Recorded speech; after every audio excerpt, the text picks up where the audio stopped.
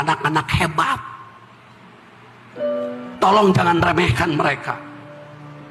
Jangan ada kata-kata sekian tahun kamu di pesantren tapi tidak bisa merubah akhlak. Insya Allah mereka akan jadi baik. Tolong kata-katanya dijaga.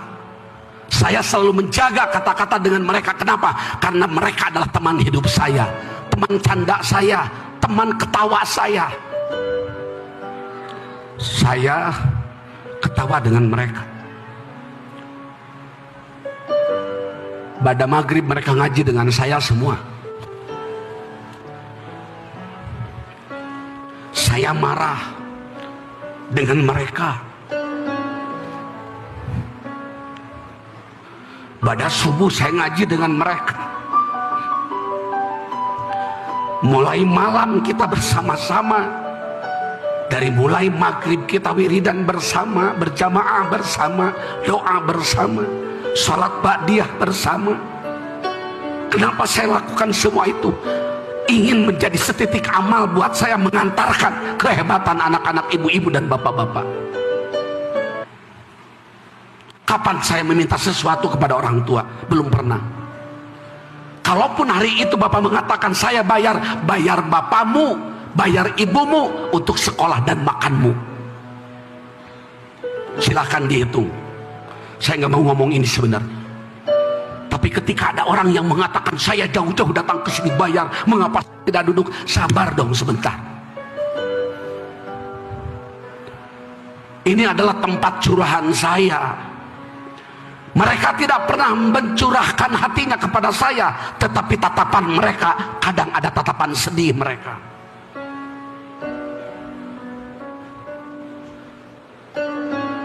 Kadang mereka ingin bertanya kepada saya, Pak, mengapa saya hidup seperti ini? Ada mereka yang bertanya seperti itu.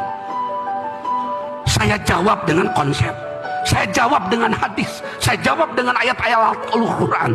Akhirnya mereka bisa tersenyum, dan akhirnya malam kita bisa sama-sama tahajud bersama. Setelah malam ini, mungkinkah bisa mereka masih bertahajud? Wallah, saya tidak tahu.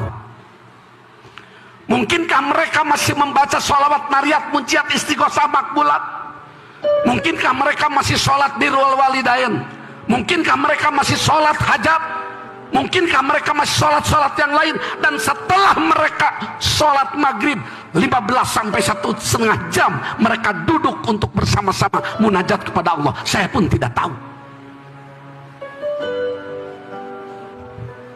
Tapi saya akan menjadi saksi di hadapan Allah. Ini adalah anak-anak soleh-solehah. Saya akan menjadi saksi di hadapan Allah. Mereka sudah berupaya belajar. Mereka sudah berupaya dengan susah payah tinggal di pondok pesantren. Jam 3 mereka bangun menuju masjid, qiyamul lail, keluar jam 7 keluar dari masjid, mereka menuju pondok, mempersiapkan diri untuk sekolah. Jam 8 mereka masuk lagi, keluar jam 1. Istirahat mereka tidak ada, capek mereka sebenarnya. Dan saya akan menjadi saksi di hadapan Allah Subhanahu wa Ta'ala bahwa anak-anak ini adalah anak-anak yang sudah berupaya untuk memaksimalkan dirinya menjadi fi ahsani taqwim. Mohon saya minta kepada kedua orang tua atau siapapun, jangan sepelekan mereka, banggakan mereka, supaya mereka semakin semangat hidup menatap masa yang akan depan. Insya Allah mereka nanti akan menjadi manusia yang sangat membahagiakan kedua orang tuanya, membanggakan kedua orang tuanya.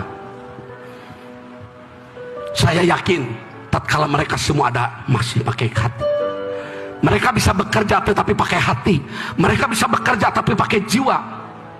Insya Allah tatkala dalam melakukan pendidikan banyak proses kekurangan. Sekali lagi, saya secara pribadi dan atas nama lembaga, saya mohon maaf kepada para orang tua santri. Permohonan maaf saya yang sebesar-besarnya. Tapi saya sudah berupaya. Silakan tanya kepada mereka. Saya selalu hadir untuk memimpin sholat berjamaah. Kadang saya jam 11:30, lebih 10 saya masih di kota. Tapi saya ingin bersama-sama berjamaah dengan mereka.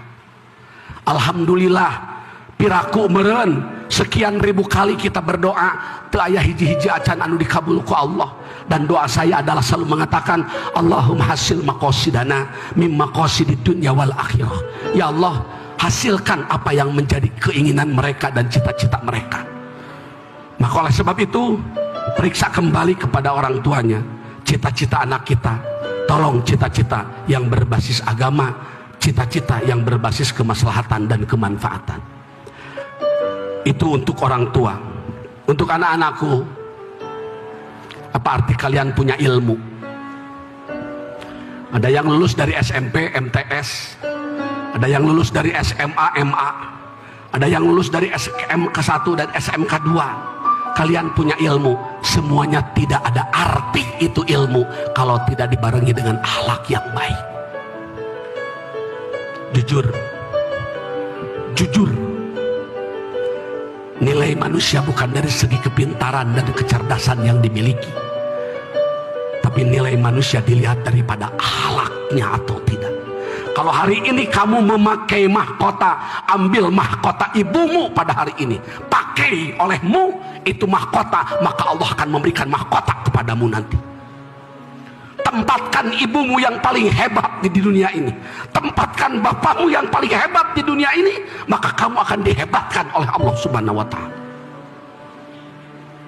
Silahkan orang mengatakan orang tuamu miskin, silahkan orang tuamu dikatakan orang tuamu kampungan, orang tuamu bodoh, tapi di hadapanmu mereka adalah orang-orang yang termulia di hadapanmu.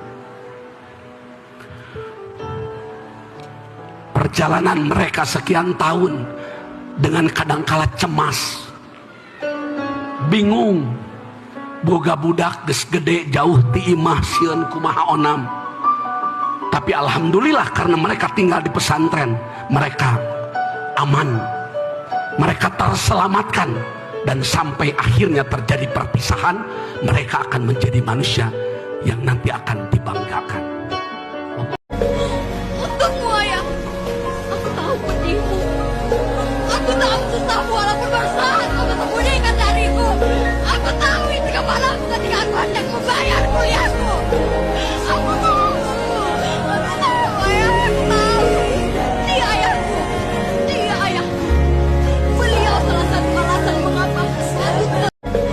Untukmu ayah, aku tahu pedihmu, aku tahu susahmu walaupun bersaat kau sembunyikan dariku. Aku tahu itu kepalamu ketika aku hendak membayar kuliahku. Aku tahu ayah, aku tahu. Dia ayahku, dia ayah. Beliau salah satu alasan mengapa aku tidak.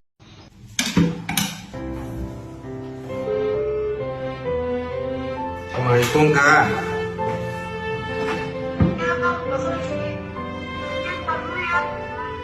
Ya udah maaf.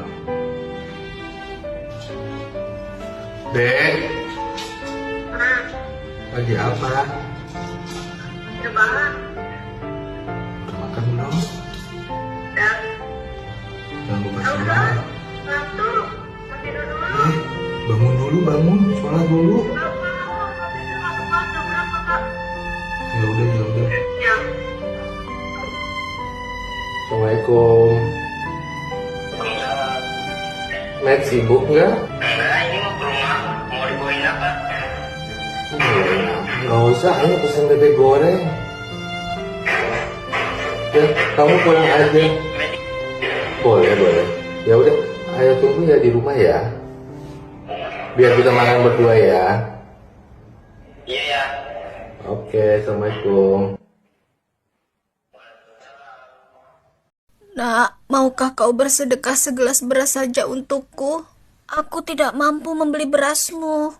Tidak, aku tidak bisa memberimu segelas beras. Mas Kumis, tolong ambilkan sekarung beras untuk nenek itu. Dan antarkan ke rumahnya ya. Baik, Non. Nak, kenapa kau memberiku sekarung beras? Bukankah aku hanya meminta segelas beras saja? Itu karena nenek meminta sesuai kebutuhan, sedangkan aku memberi sesuai dengan kemampuanku. Begitulah yang Allah lakukan kepadaku selama ini. Setiap kali aku meminta apa yang aku inginkan, Allah selalu memberiku berdasarkan kuasanya. Masya Allah, terima kasih ya nak. Semoga rezekinya makin lancar dan berkah. Amin. Semoga kita diberi kenyang yang cukup, kenyang yang tidak terbuat dari laparnya orang lain, dan juga kenyang yang tidak membuat orang lain kelaparan.